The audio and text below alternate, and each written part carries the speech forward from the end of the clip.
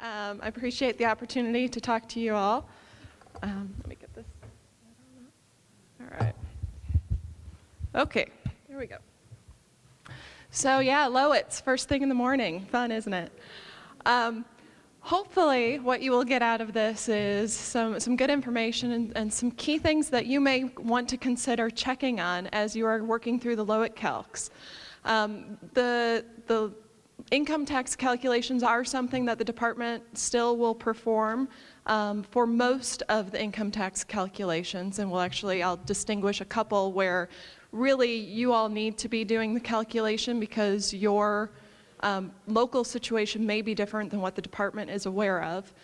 But for the most part, we will still be performing those calculations for you and releasing those reports. Hopefully you have seen our most recent reports, which came out in October or earlier this month with our per unit distributions for your different income taxes.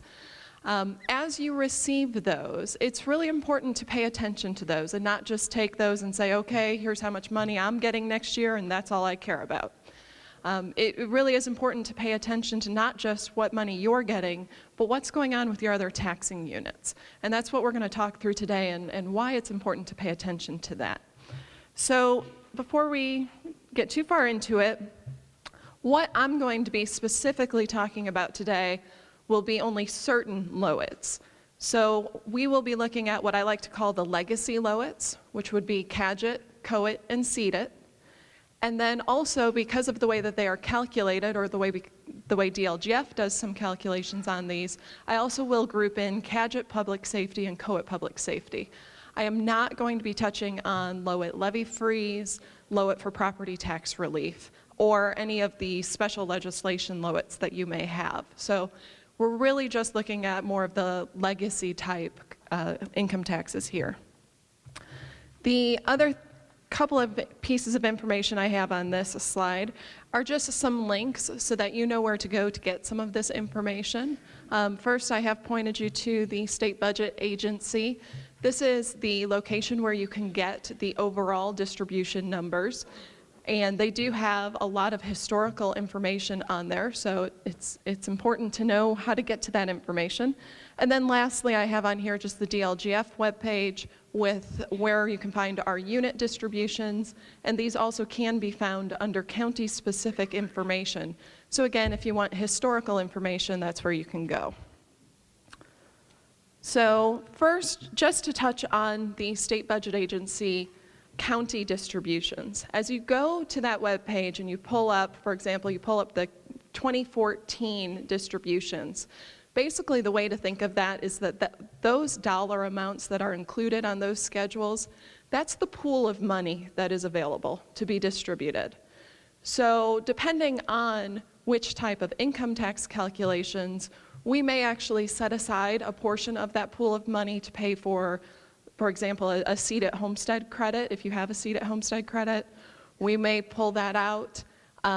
You may also see some other adjustments that will be noted up at the top of our particular reports.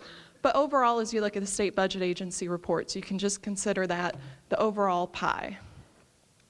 As I had mentioned, they do have historical reports on there. If you're curious to see how your income taxes have been changing over the course of multiple years, you can certainly go back to those historical reports.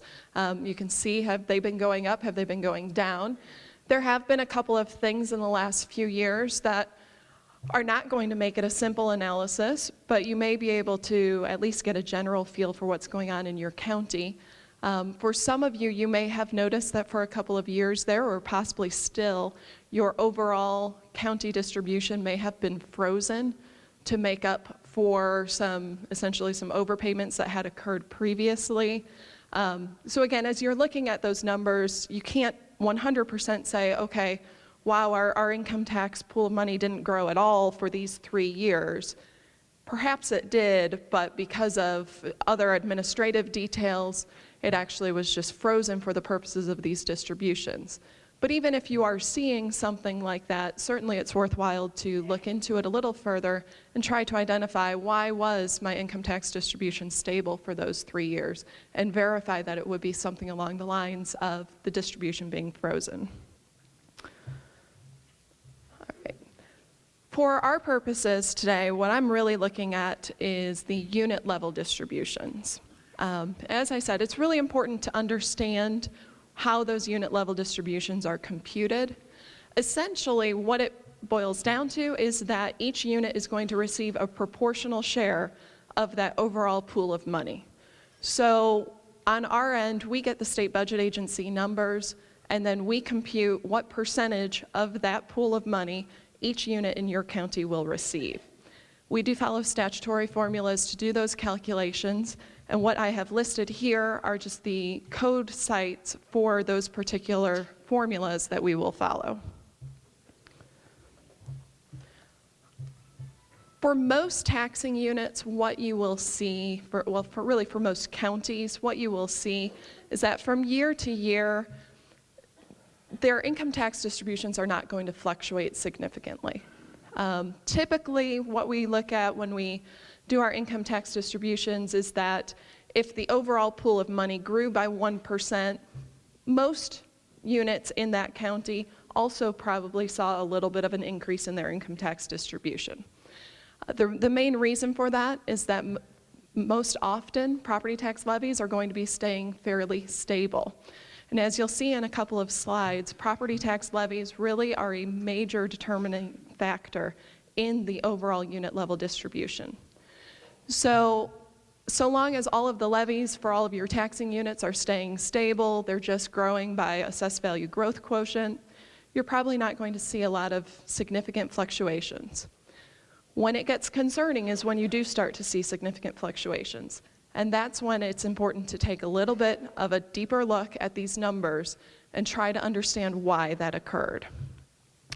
So in order to do that, for the next few sets of slides, I'm going to walk through each of the different income tax calcs that I said we'd be talking about and actually show you the formula that we do behind the scenes.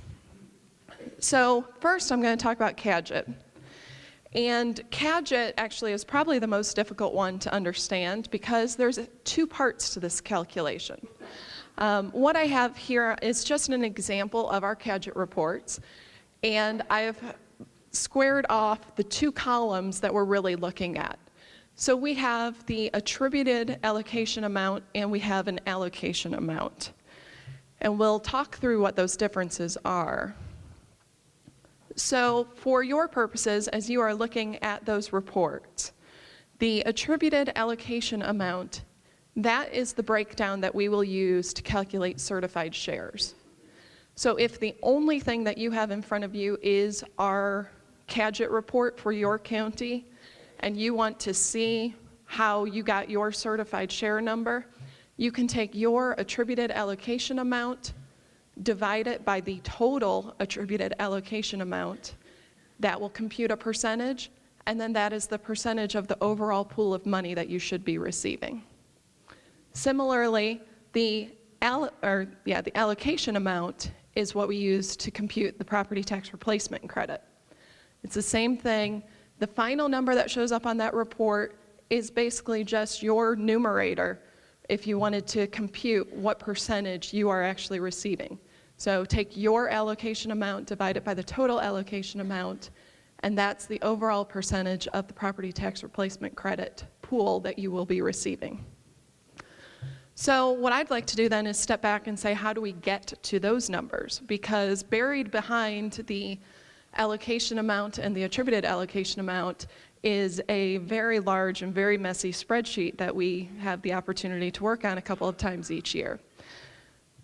So what I've done here is to just kind of boil it down to the main pieces of that spreadsheet. So first we're going to start with allocation amount, which this is the part that goes to your property tax replacement credit. You'll see when we talk about attributed allocation amount why we start with this calculation. But for the purposes of your allocation amount, we are going to start from your prior year certified levy. And I have a note here that prior year, for example, prior year for the 2014 distributions that we just calculated, that really is 2013. So it's a little confusing sometimes to say prior year because it's really the year that we're currently in, But the way that, since we are computing the distributions for 2014, it becomes prior year certified levy. And that's going to be consistent on all of these. When I say prior year, that just basically means the current year that we're in, or the year prior to the distributions. So starting from your prior year certified levy, we will then subtract off that portion of that certified levy that is associated with debt issued after June 30th, 2005. This was a change that went into place quite a few years ago, and generally the concept here is that taxing units should not be able to increase their overall income tax distributions simply because they have taken on additional debt. So there is a calculation that we will go through to take your debt service levies, and for example, if you have debt from before 2005 and post 2005, we will actually go back to your overall budget numbers for each of those individual pieces of debt, determine what portion of your budget amount is associated with prior or really older debt, what portion is associated with the newer debt, and then we will use that percentage to calculate out the certified levy that would be associated with your newer debt. So if you ever have any questions in terms of what has occurred with your income tax distributions, and you think that this might be where the problem may lie, please feel free to ask us about that. I will say that every so often we may flag a debt incorrectly, particularly those that were done really right in '05. And so fortunately we have had taxing units come back to us and say, wait, that doesn't make sense to me, can you double check that? For the purposes of this particular presentation, I just listed this as debt issued after 2005 or June 30th of '05. It actually is even a little bit more complex than that, because what we also have to look at would be when the Tax Control Board order would have been signed. If the order was signed before June 30th of '05, but the debt was taken out after that, then it still is counted as an older debt. For lease rentals, we have to consider when the lease was actually executed. So that can be a little bit different than when the bond issue was actually issued. And then lastly, we also will look at refundings. If you had an older bond issue, say from 2003, and it since has been refunded, it's still, the levy associated with that is still counted as an older levy. So it will still stay in your calculation. So there's a lot of different pieces to this particular calculation. And so certainly, if you ever have any questions on it, feel free to reach out. We're happy to provide you our information that we have for your particular unit and allow you to verify our calculation as well. So what we have done then, so we've taken your certified levy, your overall certified levy, we've subtracted out your levy for new debt. Then to that, what we will do is we will add your prior year CAGIT PTRC amount and your prior year CAGIT shares. That's going to become pretty important, and we'll talk about that towards the end of the presentation. But it's pretty interesting that your prior year shares and PTRC actually factor into this formula. Then lastly, to get to your allocation amount, we will make a fire protection territory adjustment if applicable. Now, typically I wouldn't expect that to be applicable for county units, but what that means would be if you have a city and a township that have gone together in a fire protection territory, and let's say the city is serving as the provider unit. That means the certified levy for that provider unit is all on the city's certified levy. So the adjustment that we will make here will be to take a portion of the fire protection territory levy, take it away from the city and apply it to the township. So we want to make sure that, again, that provider unit doesn't see a significant increase in their income tax distributions simply because they are now the provider unit for a fire protection territory. Once you've gone through all of that, you get to what we call our allocation amount. That is that second column of numbers on the report, and it is the numbers that we will use to compute your property tax replacement credit. From there then, what I have here is just the CAGIT attributed allocation amount. For the most part, this calculation is exactly the same as what we just talked through. As you'll see, actually, if you walk through the first 6 or 7 bullet points, we ultimately come back to the allocation amount. So really, for your attributed allocation amount, that's where we start from. The one change that we make is specific just to county units. And what we will do there will be that we do factor in a welfare adjustment for those welfare levies that fell off in 2008. So that is a stable number that we will add back into the county unit each year. So as you look at your CAGIT report, you start with your attributed allocation amount, and then you have your allocation amount for all units but the county. Those two numbers should be identical. It will only be the county unit that will see any fluctuation between the allocation amount and the attributed allocation amount. And actually, I'm going to correct myself on that. Schools will be a little different since schools do not receive CAGIT shares. They will only be included in your property tax replacement amount.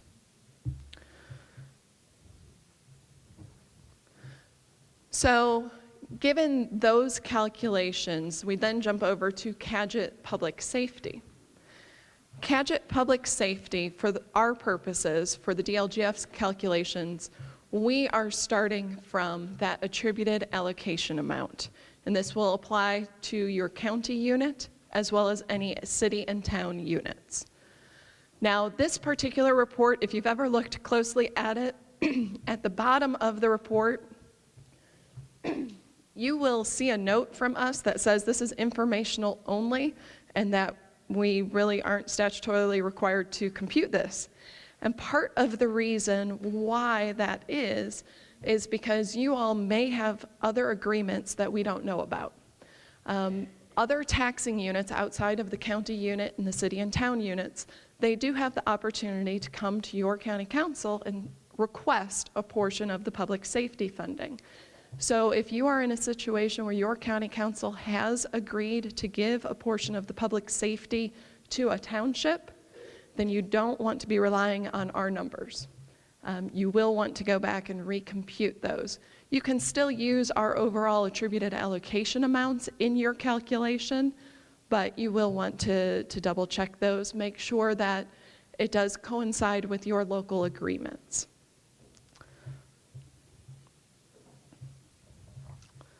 All right. Next, we're going to jump to COIT. So again, here I just have an example of a COIT report, and we just have one column of numbers that we need to worry about here, which again is just the allocation amount. Skipping over to the allocation amount for COIT, you will notice that this is essentially the same calculation that we did for the CAGIT, the CAGIT attributed allocation amount. So again, we'll start from your certified shares or your certified levy from prior year. We will subtract off any levy associated with newer debt. We will factor in your prior year COIT shares. We'll tack on the welfare adjustment for county units. And then lastly, we'll make the fire protection territory adjustment. And that will result in our overall allocation amount.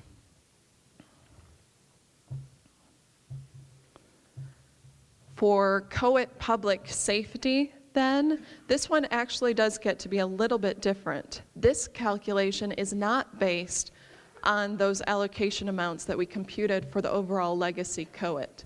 This calculation solely relies on certified levy. So when you look at our calculations, again, that's the only thing that you will see in there would be prior year certified levies.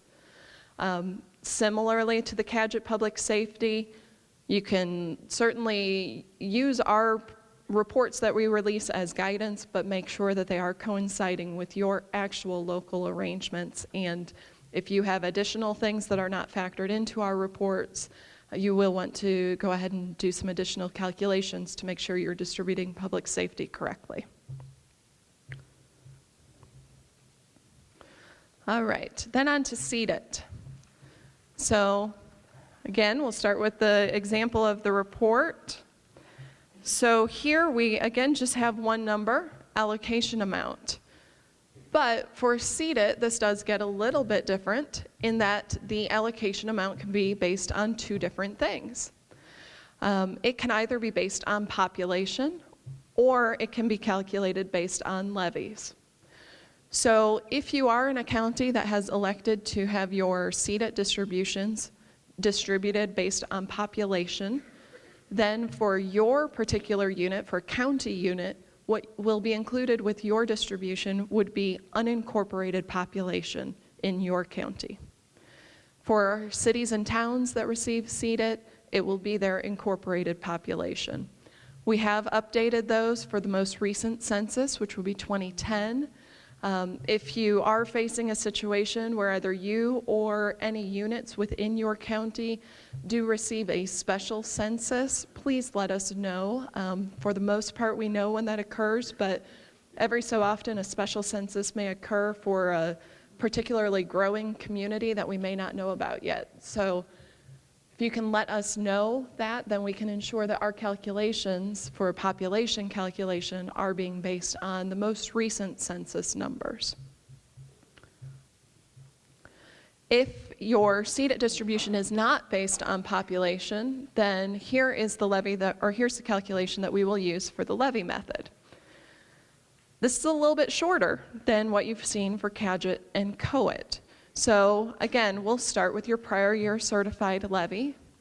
We will add in the 2008 welfare adjustment for the county unit, and we'll make the fire protection territory adjustment.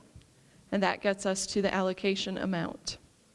The two things that you will notice are missing from this calculation that were in the other two calculations are removal of newer debt and any inclusion of prior year certified shares. So there is a distinction here, and it will impact the overall distributions. So while for CAGIT and COIT, those two are fairly identical in terms of if you notice this change in a unit, you should expect this change in the overall distributions. CAGIT is a little bit different since we are not factoring out the newer debt and we are not including the prior year shares. So one thing to look here, and really kind of the whole reason why I'm here, is as we look at those particular formulas, there's one common starting point. Other than for the CAGIT population method, which is a little different, every other calculation that we do starts from certified levies. So those are very important to understand what is going on with the certified levies in your particular county. So next we're just going to talk through how your levies can change and what you may want to consider as you're looking at any changes in your income tax distributions. So for the purposes of levy changes, as you know, on an annual basis, you can increase your overall maximum levy by the assessed value growth quotient. So that was 2.6% for 2014. This is a growth that is common to all units. So this particular type of levy growth probably is not going to create significant fluctuations between your year-to-year income tax distributions. Similarly, another way that you can increase your levy would be to issue new debt.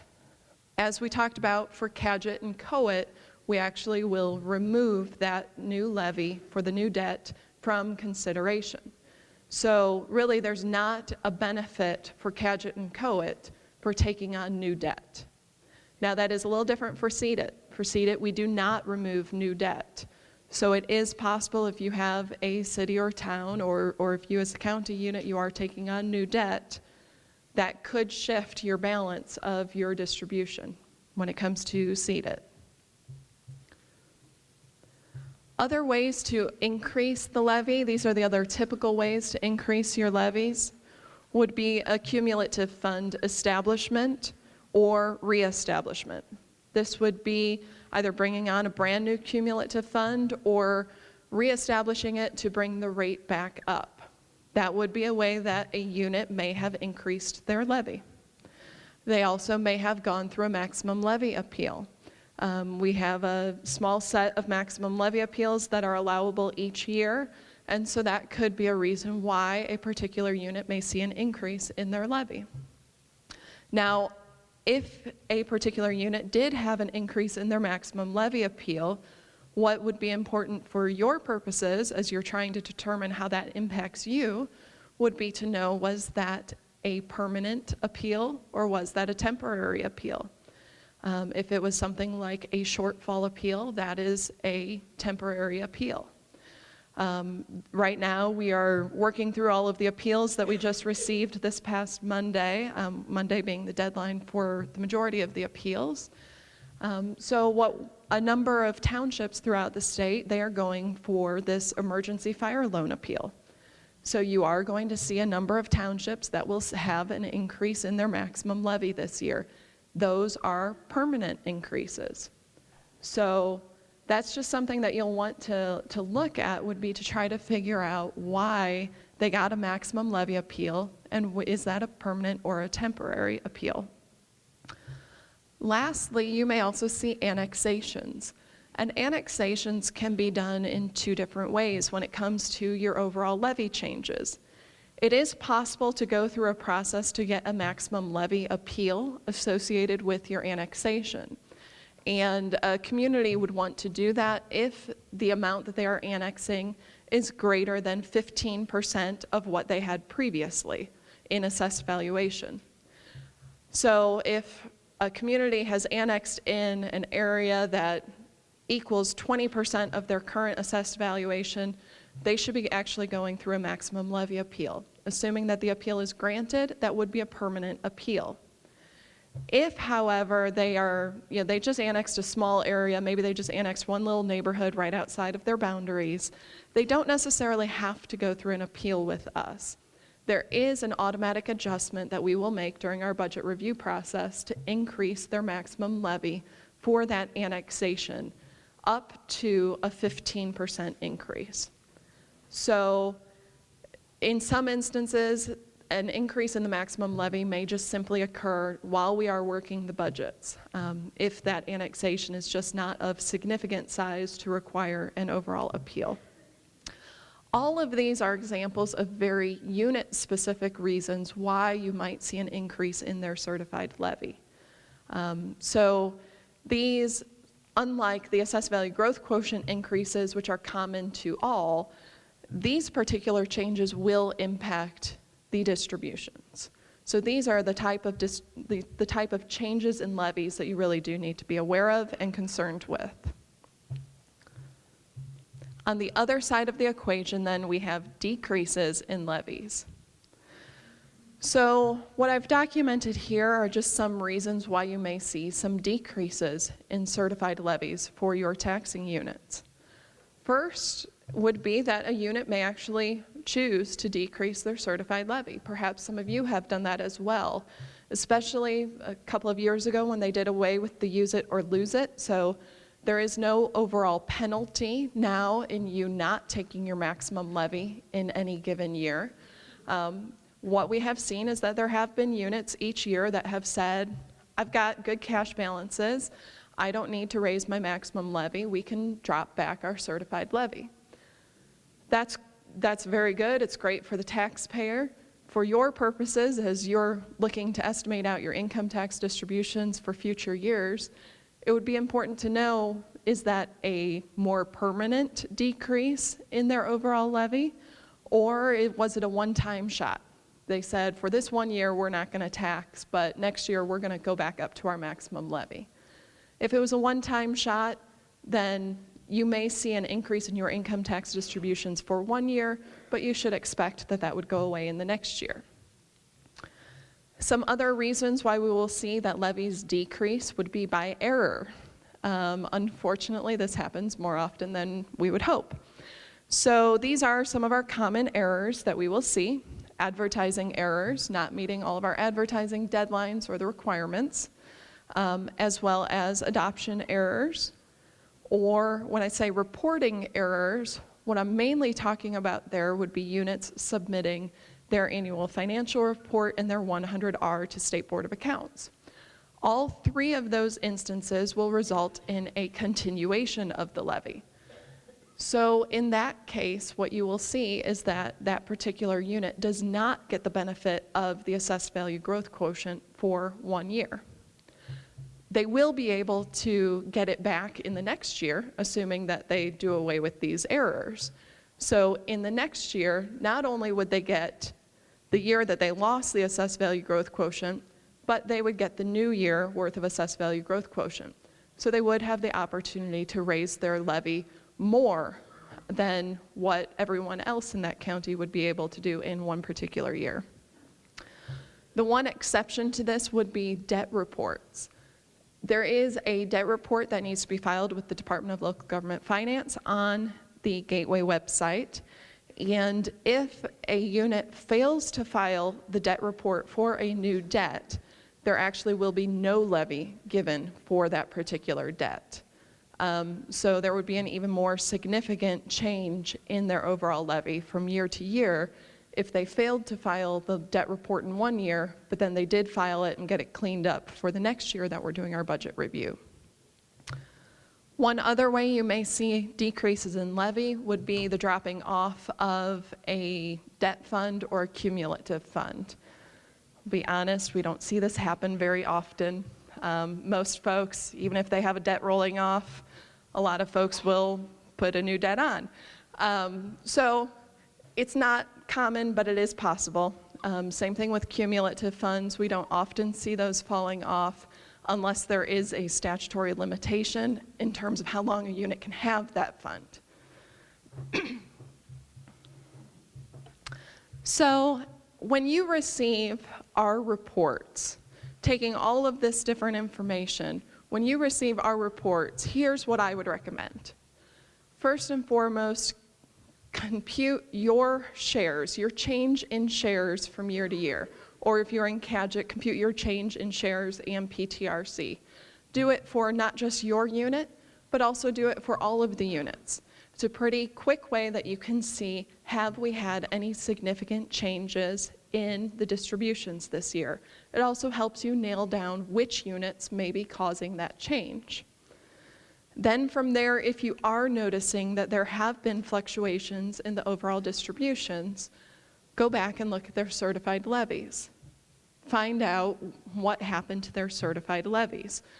These are the type of checks that we will actually do before we even release the reports. So if you have questions as you're looking through this and you do see someone had a significant increase in their levy and maybe you don't understand why that is, you can always either reach out to the unit or you can certainly reach out to us. Normally, we've already done our due diligence to know why those significant changes have occurred. As you are going through and identifying those changes, you will want to determine, are those permanent changes or temporary changes? So just as an example here, I have that you as a county unit, you see an increase in your COIT revenue because there was a decrease in a township levy. You're going to want to figure out, was that decrease a permanent decrease or a temporary decrease? That will impact your overall planning. If it was just a temporary decrease in the certified levy, then within the next year or two, you should plan to see a relative decline in your income tax distributions as that township's levy comes back up to its normal level. So these are just things to consider as you're trying to figure out where your income tax revenues are headed. Obviously, you also still have the higher level of your overall pool of money. Is that growing or decreasing? But as you get down to the individual unit level, these are things to think about. One thing I do want to note is what I am calling the double whammy. And this is why it's interesting that CAGIT and COIT include your prior year certified shares or certified PTRC, but CEDAT does not include it. For CAGIT and COIT, that ultimately results in this double whammy. So what you can have would be, if in 1 year your certified levy decreases, so the next year as a taxing unit, your income tax distributions decreased. The year after that, because your income tax distributions decreased, even if your levy has gone back up to the same level, you're still going to be lower on your overall income tax distributions. So it really becomes a multi-year impact when you have a decrease in the levy for CAGIT and COIT. And just to try to highlight this, I do have an example here. I've tried to make it pretty simple. In this case, I'm just looking at a township, just to make this simple, in a COIT county, and this township has no debt, so we're not dealing with the debt adjustments. So if you look at this example, starting from 2013, that's kind of the baseline. They had an overall certified levy that was factored into this formula of $100,000. They received $10,000 for prior year certified shares, and so their allocation amount was $110,000. Since that allocation amount computes their percentage of how much they receive, that's kind of where they currently stand as the baseline. Going forward 1 year then, what I've done is shown that for whatever reason, their certified levy dropped. So their certified levy dropped down to $50,000. Their COIT shares, their prior year COIT shares, since it is based on previous years, that's actually still staying at the $10,000, but their allocation amount has dropped to $60,000. So holding everything else in the county equal, this unit should see a decrease in their distributions. And that's what we see in 2015. In 2015, what we've done is taken their certified levy back up to where it was in 2013. But you're still seeing that their certified shares from the prior year were less. So again, their allocation amount is still not back up to where it was previously. Really, even by 2016, it's still not where it was previously, but by that time, they're relatively back in the same general mix. So that's just kind of the concept of this double whammy, that you really can have multi-year changes when you have a significant change in your certified levies. So with that, just wanted to give my contact information. Certainly if you have additional questions on this, you can always reach out to me. We're happy to answer any questions you may have about either this in general or about unit-specific issues that you are facing. So thank you.